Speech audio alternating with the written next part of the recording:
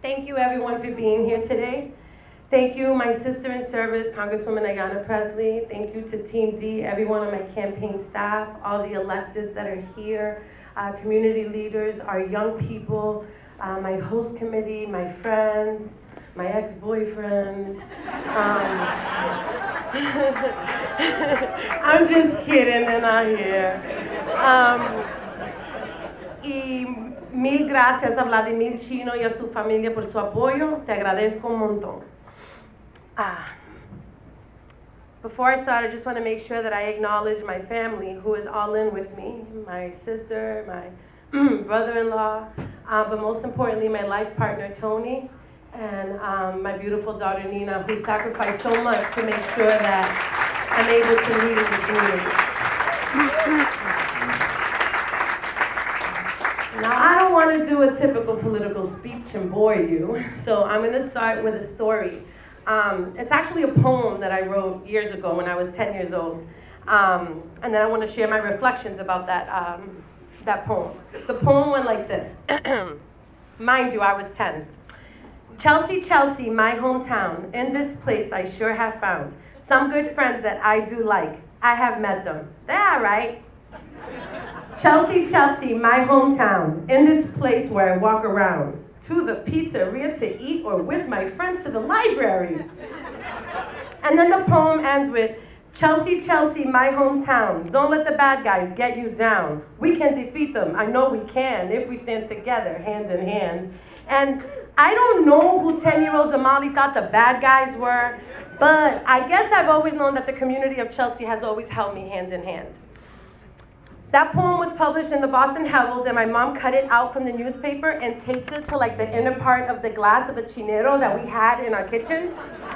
You remember that, Mom?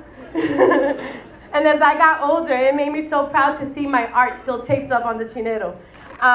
Over the years, the newspaper had become old and dingy and curled up at the end, and the ink even faded a bit. But the message was always clear. Chelsea, Chelsea, it's my hometown.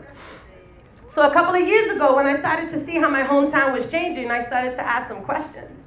I did homework, and then I asked better questions, and then when I didn't get answers, I made a decision to do something about it and get the answers for myself. I ran for office in 2015 with the support of my community, many who are here right now, and have been serving as your city councilor at large since 2015 for the past 4 years. I have also been humbly serving as your city council president for the past 2 years. Thank you. Thank you. What did I know about politics? I didn't wear any fancy pantsuits, and I refused to become someone I wasn't. I was the daughter of a housing advocate and the daughter of a union maintenance worker who sacrificed their lives to provide me and my little sister Melissa with everything that we needed. And here I was in my late 30s, Puerto Rican wife, mother, homeowner, serving as a newly elected public servant, and making history being the first woman to serve as president of the city council for 2 consecutive years in the history of Chelsea.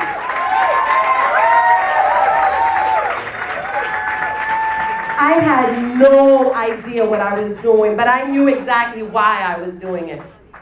Now, I'll spare you the details, but let's just say that serving in this role has proven to have its fair share of challenges. But nothing for me is more challenging than watching people on fixed incomes no longer be able to stay in their homes, families being overburdened by the high price of rent, developments in every corner, increased water rates, taxes, parking tickets, heavy traffic, irregular bus service, neglected city departments, and dying youth due to drugs or violence. I, like you, had parents that made sacrifices for me. My father migrated from Puerto Rico to work in a potato farm in upstate New York to be able to provide for him and his family. So when I embrace my immigrant community and greet them with open arms, it's because I'm fully aware that their pursuit of happiness resembles that of the look in my dad's eyes after working double shifts to be able to provide for us. When I have men in political spaces display threatening behaviors towards me, the reason I push back is because I refuse to let my mother's decision to leave New York in 1980 with nothing but the clothes on our back, fleeing a domestic violence situation, to ever be in vain. When I go toe-to-toe with state agencies advocating for better transit service, is because I know that 12,000 people are dependent on that mode of transportation to be able to get to work or school. And many of them that can't even afford to have a vehicle. When I advocate for better schools and support more school funding, it's because I know that our teachers are at the front lines of our children with traumas, like the 3 children of my cousin that just passed away to cancer 3 months ago, rest in peace. When I collaborate with residents, activists, and local organizations that have led our environmental movement, it's because I know that being a low-income immigrant community of color doesn't mean that our waters get toxified or that we don't have the right to breathe in good air. When I advocate for investments in our youth and I build movements around our young people, it's because I know firsthand how easy it is to stray when you don't have the support behind you, or sometimes the odds are just stacked against you. And lastly, when I advocate for housing equity, it's because I come from a community that knows all too well what it's like to be on the other side. I took in a homeless young person, and I saw her mother as she looked at me with tears in her eyes, thanking me endlessly, knowing that she had to give up her child for me to take her in. I mean, as a mom, I know that that was a very hard decision, and I am always humble for that opportunity. Look, Chelsea's changing, no question. In my hometown, it's different. That's a fact. But as this beautiful diversity grows, I want this rising tide to lift all of our boats. As it evolves, we have an opportunity here, right? So we can sit back and we can let, business as usual be business as usual, and we can let a small group of decision makers shape what our future hometown is going to look like, yeah? Or we can take ownership of this city. What is the future of the city that we want to build together? This one for City Council has never been about me. It's been about building our collective power and allowing me to mold my mission as a result of those shared values. Since 10, I've been talking about the community that's existed in my hometown in Chelsea. And here I am, 11 years later. Okay, 30 years later. And I'm basically fighting for the very same thing. I know the welcoming and accepting nature of Chelsea, my hometown, that has allowed for many of us to stay here for so many years, and many of us that move out, but we always come back. Historically, we have been a welcoming home, and I want to continue to preserve those long-standing values to make sure that we continue to be a home for all. We experience being disenfranchised not just on the issues, but also in the voting booth. Let's be clear, my friends. It's no coincidence that communities like Chelsea often don't have high voter turnout, nor do we encourage folks to vote through civic classes to our children, education around candidates, or make an election day a holiday so more people can participate. Who do you think benefits when we don't vote and get involved? The same old, same old. That is why I try to start a conversation so that non-citizens that were here legally would be allowed to participate in municipal elections. They have homes here, they own businesses here, they have children in our school system. Why shouldn't they have a say in their representation? Let's not get it twisted, my friends. Elections matter. And the decisions we make today in the way that we show up in our community like Chelsea, my hometown, could have lasting effects if we do not participate and take ownership now. It's ours to own. And with all due respect to the public servants that are in the room here today, they too know that they wouldn't be here if it weren't for you. We are because of you. I am because you are, and you are because of the sacrifices your elders made for you to be here today. And as you make sacrifices for your own family now, I'm here to remind you, friends, that you are an essential part in what this city, this state, and this world could look like.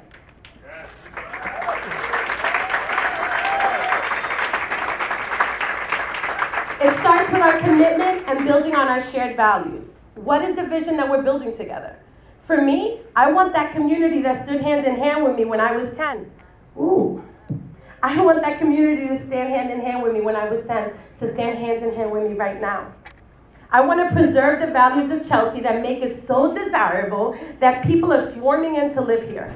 I want to stand hand in hand with those newcomers moving into Chelsea, because acceptance is a Chelsea value, but only if they too recognize that the value of the hands that scrubbed our sidewalks and swept our streets before their arrival.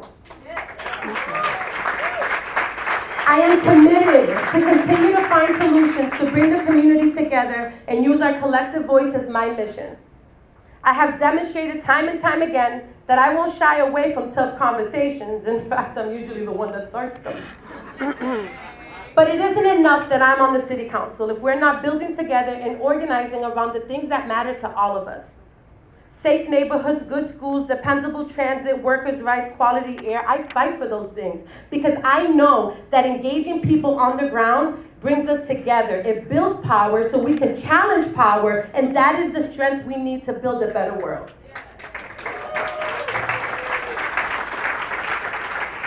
Now, I push back to you. How are you planning to show up to ensure that the world you're contributing to is one that's reflective of your values? Where you want to raise your children, your grandchildren, where you want to rest your head at night. We are the co-creators of our community, and each and every one of us brings something very magical to the table. We have an opportunity to manifest the community we want into the hometown in which we live. I'm here to guide that vision, but I cannot do it alone. Chelsea, Chelsea, our hometown needs us. Are you with her? Are you with her? Are you with me? Okay, well, there are a little over 3 weeks until Election Day. If you could give me treasure, time, talent, treasure, can you donate $1, $10, $100, $1,000? I see some ballers in here. Can you donate your time? Can you come door knock? Can you come and make phone calls? There's something in this campaign for everybody. I can use all the support I can get so that we can make sure that we carry this message of unity and equity and inclusivity of all of us at City Council. But I can't do it without your vote and your support, so please invest in me as I've invested in you, and let's get to work.